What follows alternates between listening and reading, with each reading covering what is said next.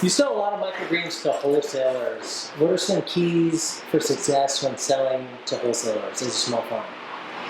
I would say definitely, do your research. Also, I would say I wouldn't necessarily start a microgreen operation and just try to start selling to wholesalers right away, especially if you haven't grown them before, because the wholesale market really requires consistency of product, of both the quality and just securing that you have it week to week. So when I started growing microgreens, I was bad at it, like every beginner would be, and we had a lot of crop loss all the time. And I was selling mostly to a farmer's market then, and that's obviously way more forgiving.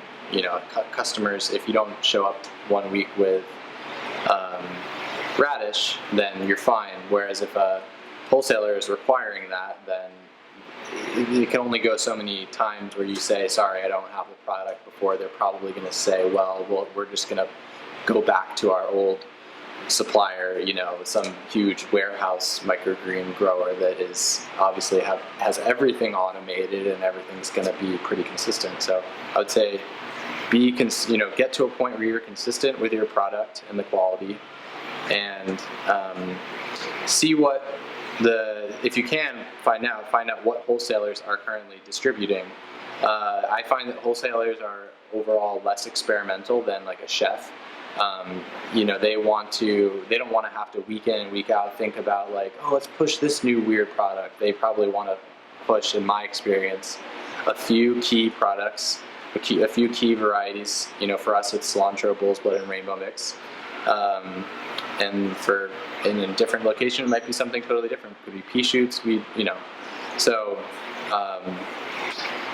Yeah. You sell to 3 existing distributors now. If you're going to pitch a new distributor to try and get your product into their lineup, give me an example of like how that conversation would go. I find that now at this point, I think at first I was a little bit shy about mentioning like, oh, we already sell to some distributors. I just didn't know what the politics were about, how transparent you were supposed to be. In my experience, I think now that I already sell to a couple, it helps to say, we're distributing. You can even name them. We're distributing to these distributors up in the San Francisco area, but we want to push down more. If you're trying to get into a new area, we want to get more into let's say I'm trying to get into the Sacramento market, which I'm not, but let's say hypothetically I am. Like I would say, yeah, well, we're already distributing to these wholesalers in the Bay Area, and I know that the distributors that I sell to have a good reputation. And there goes irrigation. By name, try to give a little bit of your, paint a good picture of your reputation. Tell them who you already sell to, and then pretty quickly they're going to want to talk price. And so I would have those numbers in mind before you go into it. And I would give them the price that you want to sell at.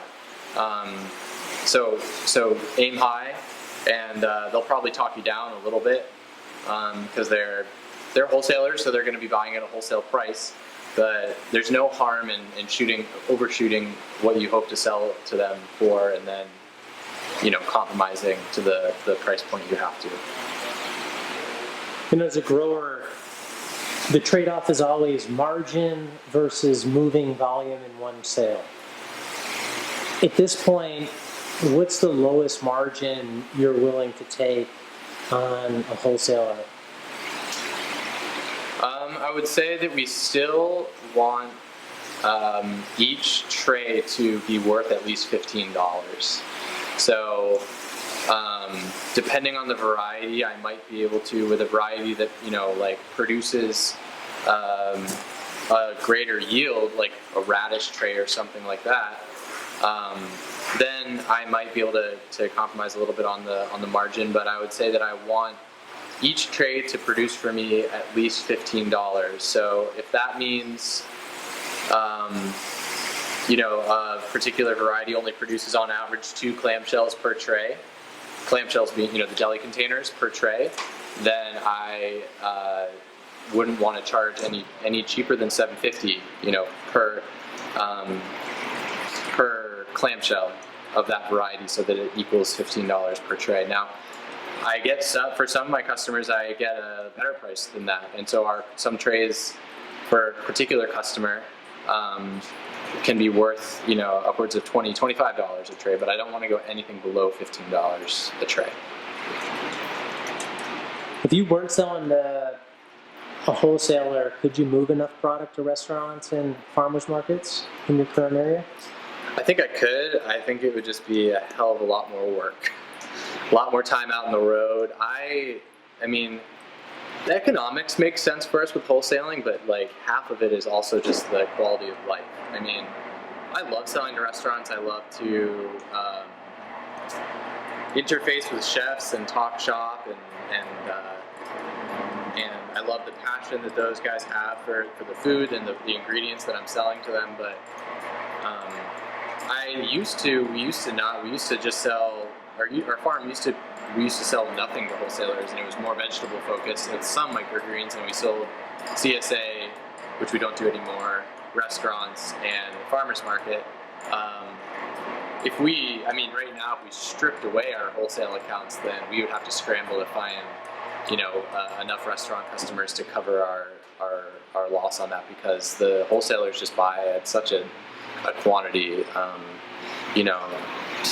Moving $500 in one drop off.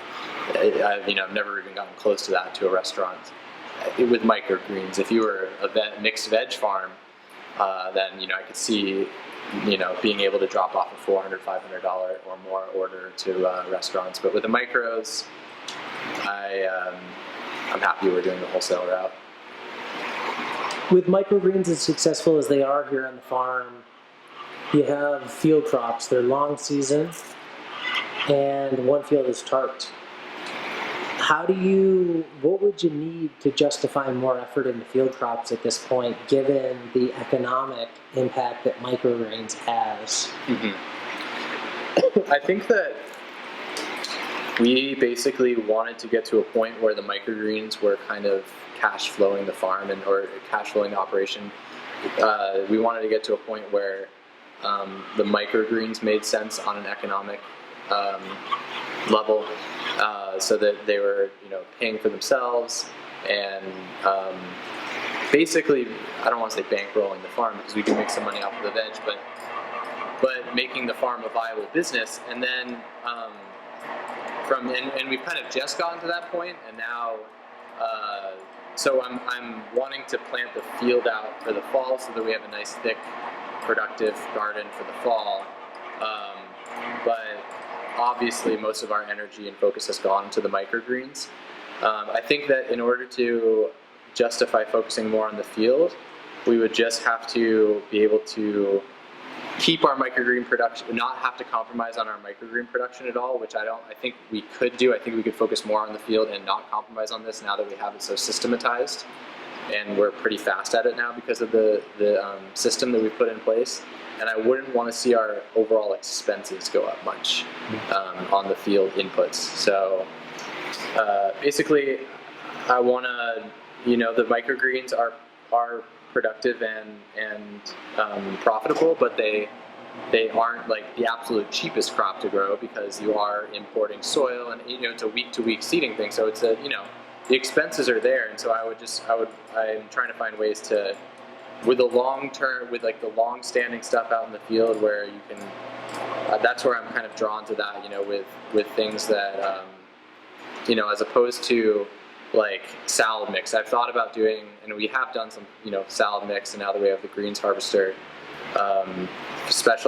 focusing more on that kind of stuff. But then that almost feels like doing microgreens out in the field also, like almost like two quick turnover operations. So I kind of like having the super quick turnover microgreens, and then in the field, planting out fall, like to once and done kind of crops, broccoli, cabbage, cauliflower, stuff that frankly isn't the most profitable per square foot on a small market garden scale, but is less labor.